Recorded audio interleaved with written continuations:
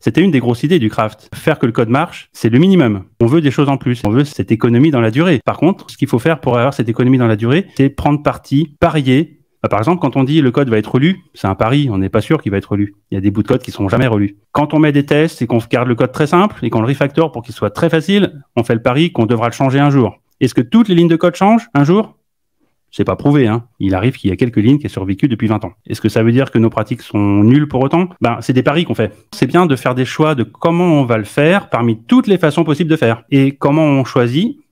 On a des pratiques. Ces pratiques, vraiment, pardonne-moi un gros mot, c'est des heuristiques. Quand on doit parier, on utilise des principes. Par exemple, si tu fais un projet qui est jetable dans une semaine, c'est juste pour une conférence. Est-ce que tu as besoin de faire toutes tes pratiques de qualité, machin ? Alors après, il y a quand même un autre principe, c'est le principe de réalité. Tu as déjà vu que plein de projets qui ont été créés pour être jetables, ils sont toujours là. Donc après, tu combines avec ça et tu te dis, bon, qu'est-ce que je mets comme niveau de qualité dedans qui vaut la peine ? La qualité, c'est pas pour se faire plaisir, hein, c'est pour que ce soit rentable dans la durée. C'est pour les gens qui nous payent quand on est payé pour le faire.